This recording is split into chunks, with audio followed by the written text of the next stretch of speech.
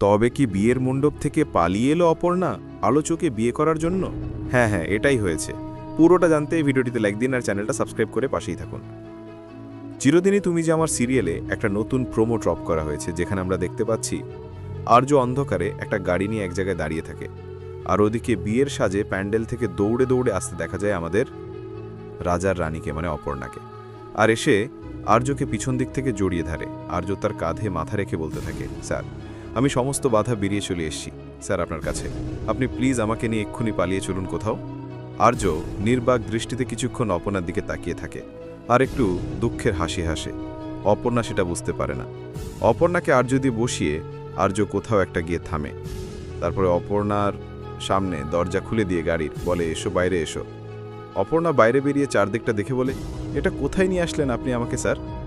আর্য তখন বলে, যেখানে আমাদের ভবিষ্যৎ নিয়ে যেতে চাই সেখানে আমরা দুজনে এসেছি। অপর্ণা আর ভবিষ্যতের কথা বলছে, সে তো বিশ্বাসই করতে পারছে না। আসলে আর্য যেখানে অপর্ণাকে আবার নিয়ে এসছে সেখান থেকে অপর্ণা পালিয়েছিল, মানে অপর্ণার বিয়ের মণ্ডপে। এই অপর্ণাকে আবার নিয়ে আসলো আর্য স্যার। আসলে আমাদের আর্য স্যার তো আর জাতা মনের মানুষ নয়। সে অপর্ণাকে পালিয়ে কখনোই বিয়ে করবে না। সে অপর্ণের বাবা মায়ের সম্মতিতেই বিয়ে করবে, সেটা হলে বিয়ে হবে, না হলে হবে না, কিন্তু পালিয়ে গিয়ে কখনোই নয়।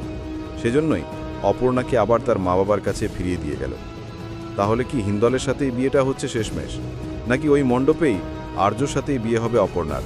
কি মনে হচ্ছে আপনাদের? কমেন্ট করে অবশ্যই জানাবেন। পরবর্তী আপডেট তাড়াতাড়ি আসে। সঙ্গে থাকবেন, সাথে থাকবেন, চ্যানেলটা সাবস্ক্রাইব করে দেবেন। ধন্যবাদ।